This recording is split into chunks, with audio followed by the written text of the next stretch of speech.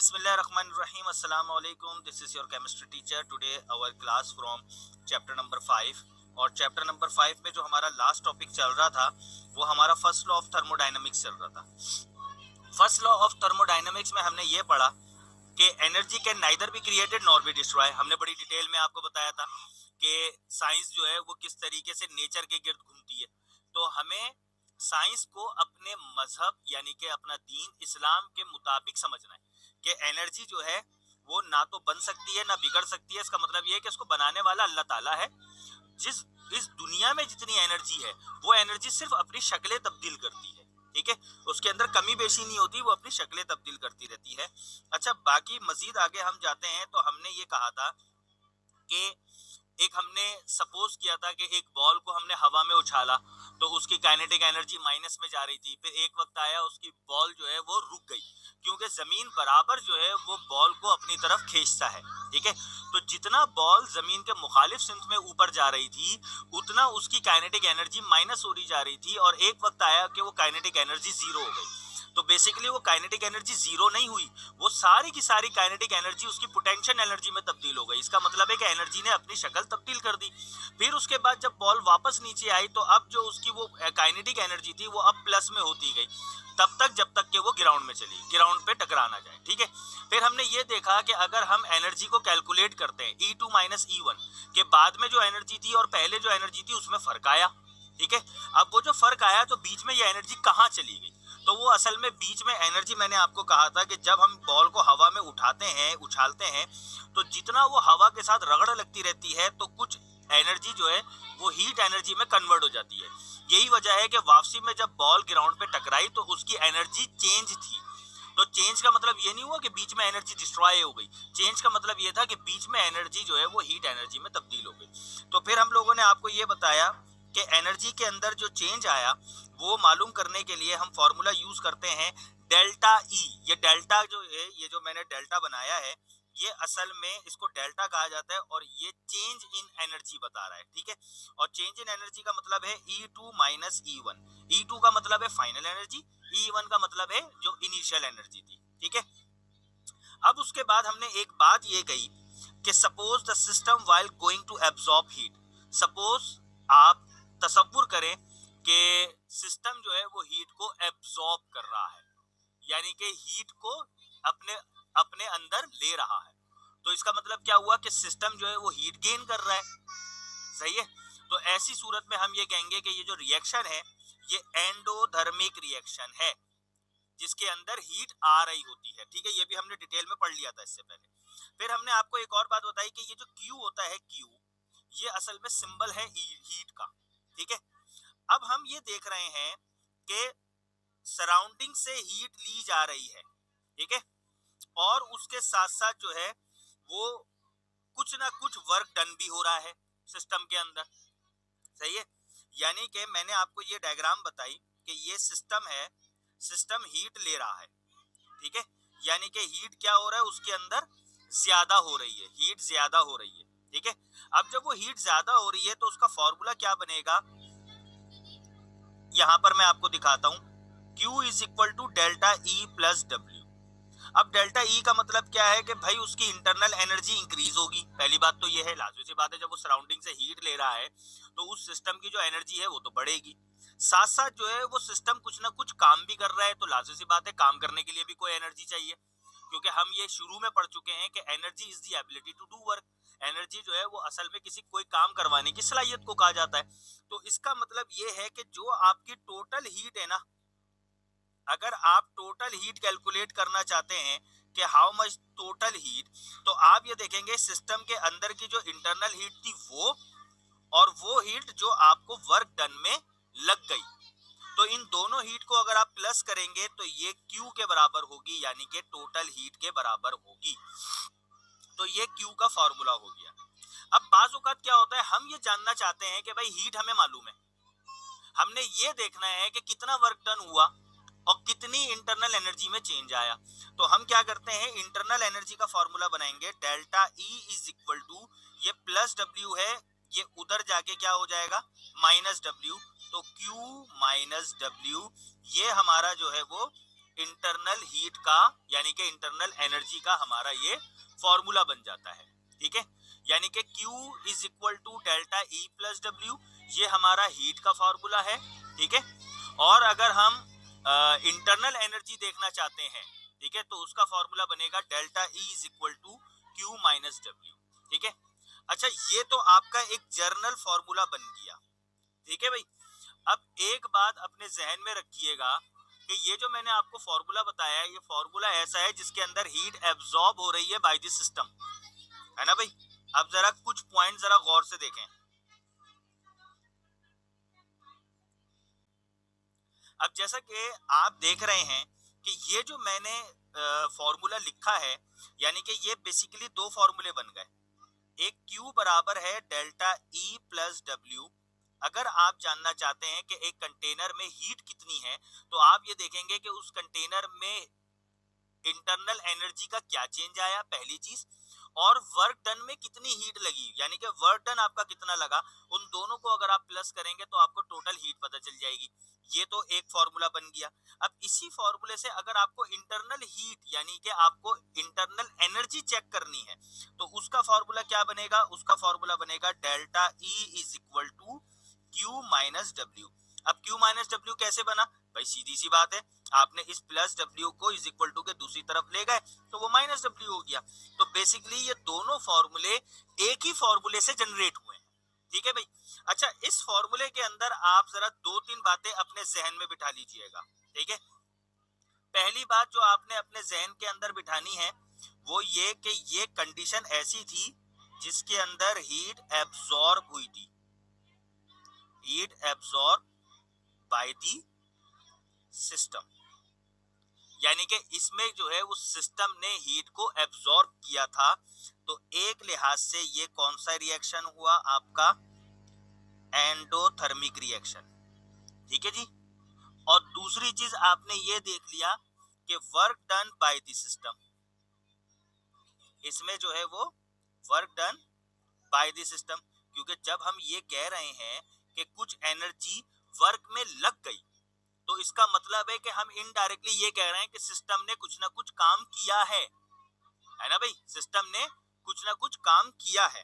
तो ये दो कंडीशन हमारी इस फॉर्मूले में लग रही है। ठीक है, अब इसके साथ साथ आप कुछ इंपॉर्टेंट पॉइंट नोट कर लें, और यही हमारे न्यूमेरिकल में सबसे अहम चीज है। ठीक है जी, इसको हम कहते हैं sign of Q and W। सही है, यानी कि Q और W के साइन, कि कब Q यानी कि हीट पॉजिटिव होगी और कब W पॉजिटिव होगा, और कब Q नेगेटिव होगा और कब W नेगेटिव होगा। अगर आपने ये चार पॉइंट सीख लिए तो इसका जितने भी न्यूमेरिकल होंगे वो आपके लिए आसान हो जाएंगे। सही है, नंबर 1 Q यानी कि हीट, मैं यहाँ ब्रैकेट में एक दफा लिख देता हूं, ये जो हीट है वुड बी पॉजिटिव, प्लस होगी when heat is absorb by the system. क्या बात समझ में आई, आपका जो हीट है Q है वो प्लस होगी अगर सिस्टम हीट को एब्जॉर्ब कर रहा है। इनडायरेक्टली मैं कह सकता हूं कि एंडोथर्मिक रिएक्शन है।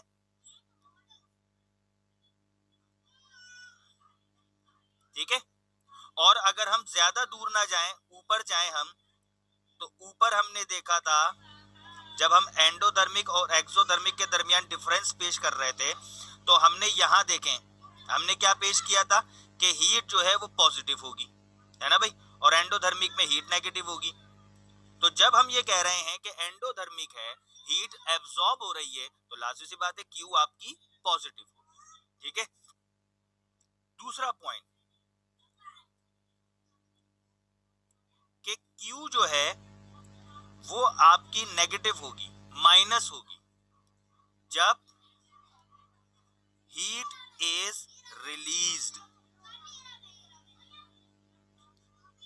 By the system. अगर सिस्टम हीट बाहर फेंक रहा है और इसको आप कहते हैं एक्सोथर्मिक, है ना भाई। और हम इससे पहले पढ़ चुके हैं चेंज जो है वो माइनस में आता है, ऊपर पढ़ चुके हैं ना, तो ये तो कोई मुश्किल बात नहीं होगी।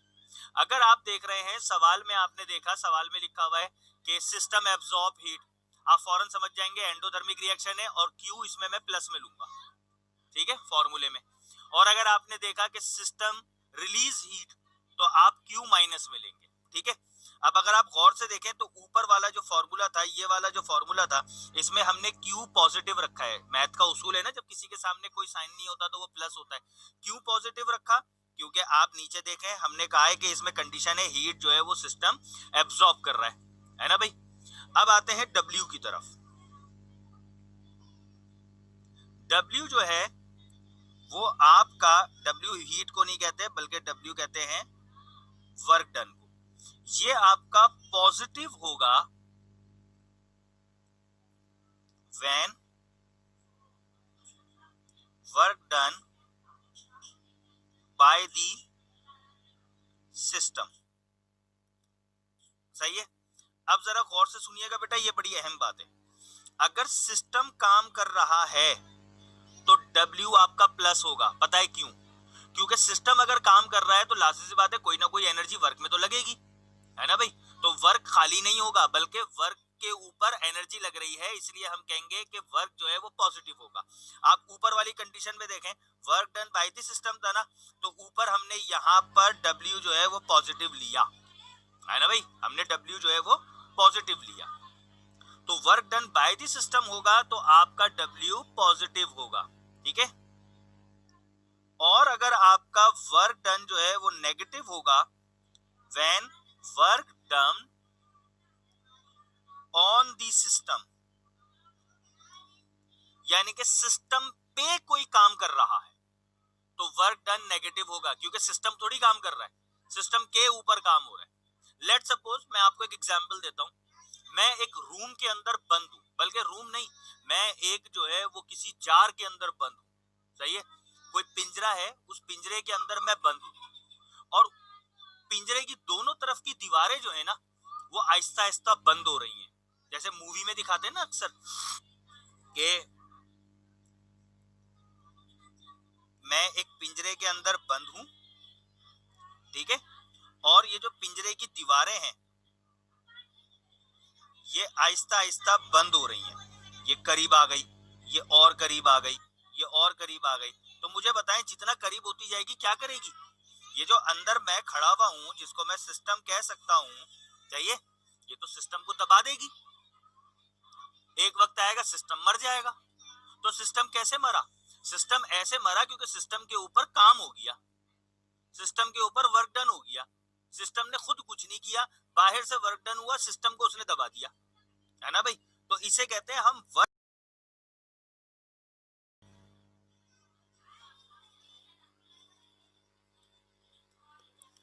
जी, तो इसको कहते हैं work done on the system, यानी कि सिस्टम पर काम हुआ।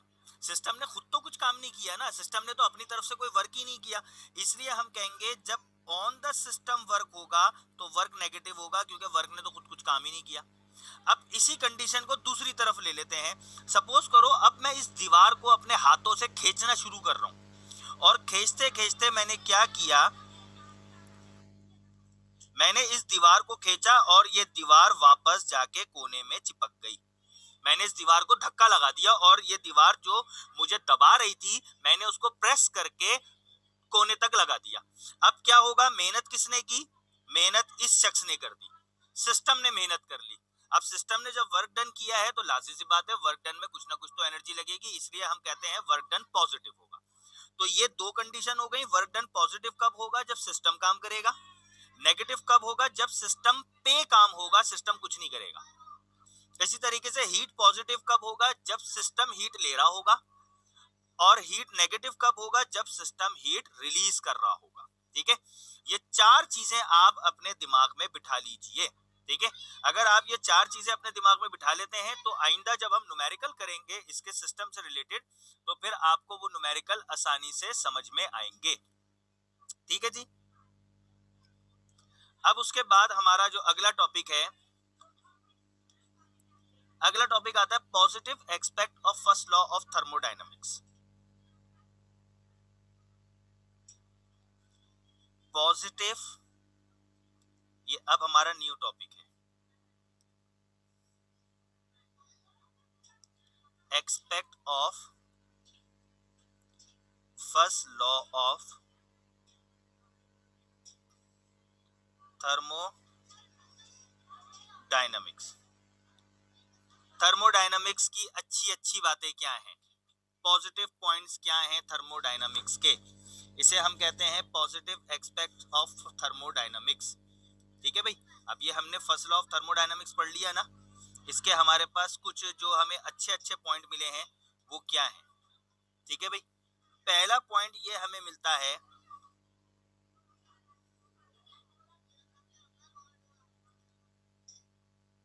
Indicates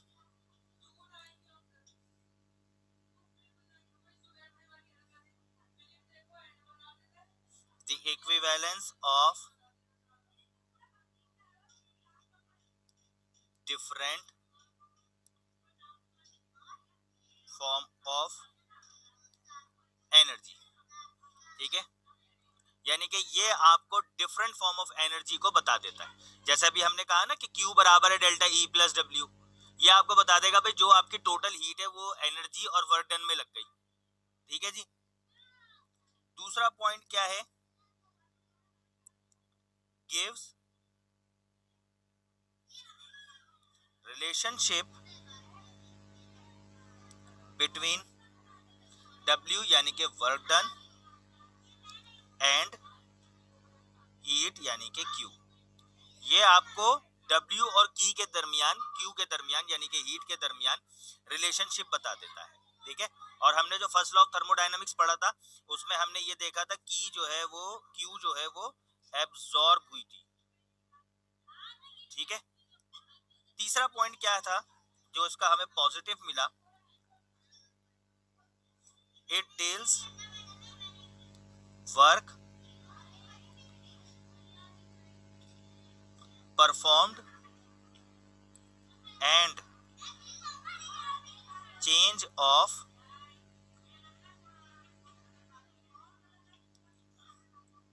internal energy of the system. देखे ना, इसने हमें ये बताया कि आपकी जो एनर्जी थी वो एनर्जी, कुछ एनर्जी आपकी जो टोटल हीट थी उसमें से कुछ इंटरनल एनर्जी में कन्वर्ट हुई और कुछ आपकी वर्क डन में कन्वर्ट हो गई। ये इसने बता दिया ना। इसने आपको ये बताया कि भाई ये जो आप कह रहे थे कि एक पूरे सिस्टम के अंदर कितना Q होता है, तो आपने ये देखा कि कुछ तो Q आपका इंटरनल एनर्जी में था और कुछ आपकी हीट जो थी वो वर्क डन में कन्वर्ट हो गई। तो बेसिकली ये क्या हुआ, कन्वर्जन ऑफ हीट हो रही है, यानी कि हीट एनर्जी की कन्वर्जन हो रही है। ये आपकी जो टोटल हीट थी एक पूरे कंटेनर के अंदर, जिसको आपने कहा था कि हीट ज्यादा हो रही है तो एंडोथर्मिक, कम हो रही है तो एक्सोथर्मिक, है ना भाई। इसका मतलब है सिस्टम हीट दे रहा है या ले रहा है। लेकिन अगर आपका सिस्टम कुछ काम कर रहा है तो वो आपकी हीट जो है वो आपके अंदर ही अंदर रिड्यूस हो रही है और एक दूसरे में चेंज भी हो रही है। तो ये जो फर्स्ट लॉ ऑफ थर्मोडायनामिक्स था ये आपको ये बता रहा है कि देखो, अगर किसी कंटेनर की बात करते हो और यहाँ पर कोई सिस्टम है आपका, तो आप अगर उस सिस्टम की हीट को कैलकुलेट कर रहे हो तो ये देखो अंदर एनर्जी में कितनी तब्दीली आई। सिस्टम ने बाहर से एनर्जी एक्सेप्ट की है, सिस्टम ने बाहर से हीट ली है, तो कुछ तो एनर्जी में तब्दीली आई होगी। और साथ साथ ये सिस्टम खाली नहीं बैठा हुआ था भाई, इसने कुछ ना कुछ काम किया है। अब जब काम किया है तो आपकी कुछ ना कुछ हीट जो है वो वर्क डन में लग गई। तो अगर आप टोटल Q कैलकुलेट करते हो तो टोटल Q कैलकुलेट करने के लिए आप ये चेक करो कि डेल्टा E प्लस W, इस तरह आपको टोटल हीट मिल जाएगी। मैं आपको सादा सा फॉर्मूला बताता हूं, आपके समझ में आ जाएगा। ठीक है, आप सिस्टम है, आपके पास 1000 रुपीस है। ठीक है, अब आपने ये देखना है कि 1000 रुपए का काम किया। अब इस सिस्टम ने मार्केट में जाके शॉपिंग की है। ठीक है, इसका मतलब क्या हुआ कि सिस्टम जो है वो कुछ ना कुछ उसने शॉपिंग की है, इसने कोई 200 रुपए खर्च कर दिए। अब आप ये देख रहे हैं कि इसके पास 800 रुपए की एनर्जी थी, तो अगर आप 1000 रुपए मालूम करना चाह रहे हैं तो इन दोनों को प्लस कर दें, 800 प्लस 200। आपको पता चला ना आपके 1000 रुपए टोटल गए किधर, 1000 रुपए की सिर्फ शक्ल चेंज हो गई है, आपके 1000 रुपए अंदर ही, आपकी सिर्फ शक्ल चेंज हो गई 1000 रुपए की। तो बिल्कुल इसी तरीके से हीट आपकी जो क्यू है वो है उतनी ही, बस आपने ये देखा कि वो किस तरह तब्दील हुई, कुछ इंटरनल एनर्जी में कन्वर्ट हो गई और कुछ जो है वो वर्क डन में कन्वर्ट हो गई, क्योंकि सिस्टम ने जो है वो वर्क डन किया था। ठीक है भाई, तो ये भी हमारे पास इसके पॉजिटिव एक्सपेक्ट आ गए। ठीक है, ये तीन हमारे पास इस फर्स्ट लॉ थर्मोडायनामिक्स के पॉजिटिव एक्सपेक्ट कहलाते हैं। अब उसके बाद जब हम फर्स्ट लॉ की बात कर रहे हैं तो इसकी कुछ लिमिटेशन भी देख लेते हैं। लाजमी बात है, कोई ना कोई लॉ है तो उसकी कुछ ना कुछ तो लिमिट्स होंगी। ये मैंने लिमिटेशन कैसे लिख दिया,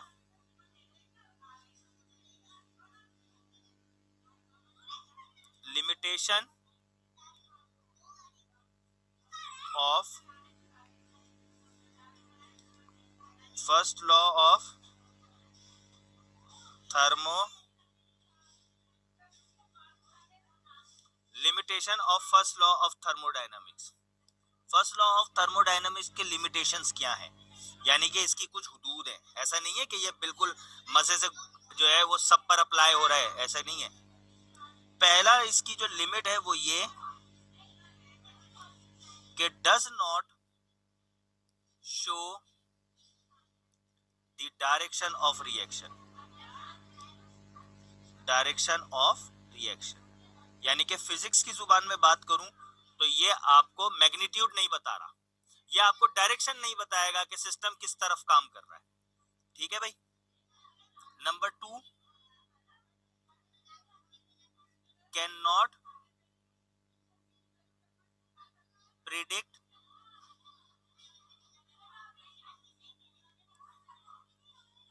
वेदर, एक मिनट, ये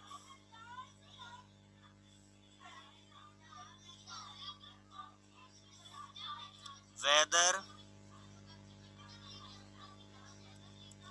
द चेंज विल अकर और not,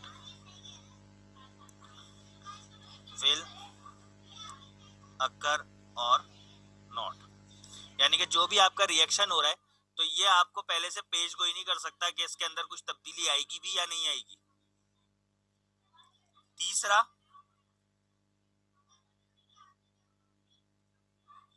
does not show that, ये भी शो नहीं करता कि energy change into other form, कि एनर्जी क्या वाकई में दूसरी फॉर्म में तब्दील हो गई या नहीं। ये इसकी कुछ लिमिटेशंस है। ठीक है, यानी कि तो हम कह रहे होते हैं कि हाँ भाई कुछ वर्क डन के अंदर एनर्जी लग गई, कैलकुलेट कर रहे होते हैं, ना तो हम प्रिडिक्ट कर सकते हैं कि हाँ भाई ये चीज हो जाएगी, ना तो हम जो है वो ये खुद से शो नहीं करता कि एनर्जी है ये उस वर्क डन के अंदर कन्वर्ट हो रही है, ये तो हमें कैलकुलेट करना पड़ता है। ठीक है भाई, अच्छा यहां तक समझ में आया, तो अब हम आगे बढ़े।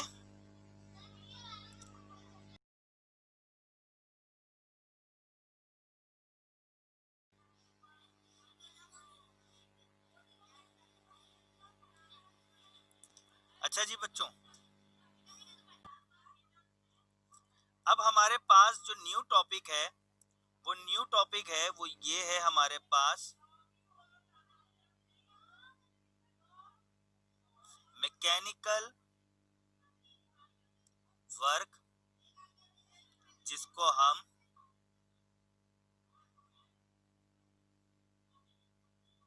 प्रेशर वॉल्यूम वर्क कहते हैं। ये याद रखिएगा, ये अलग से सवाल आता है फर्स्ट लॉ ऑफ थर्मोडायनामिक में, मैकेनिकल वर्क, और ये दूसरे नाम से भी आता है प्रेशर वॉल्यूम वर्क। ठीक है, ये हमारा एक न्यू टॉपिक है, यानी कि आपने फर्स्ट लॉ ऑफ थर्मोडायनामिक्स देख लिया, आपने फर्स्ट लॉ ऑफ थर्मोडायनामिक्स की मैथमेटिकल कैलकुलेशंस देख ली, मैथमेटिकल एक्सप्रेशंस देख ली, फिर आपने sign of heat and sign of work done कि कब वो पॉजिटिव होगा कब नेगेटिव होगा वो देख लिया। फिर आपने इसके पॉजिटिव 3 पॉइंट्स देख लिए, आपने इसकी 3 लिमिटेशंस देख ली। ठीक है, अब हमारे पास जो टॉपिक है वो है प्रेशर वॉल्यूम वर्क। ठीक है, चलें जी, सबसे पहले तो हम एक जर्नल सा पैराग्राफ लिखते हैं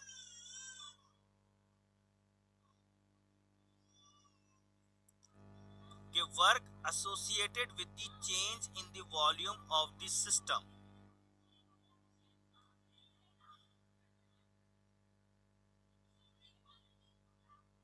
work associated with the change in volume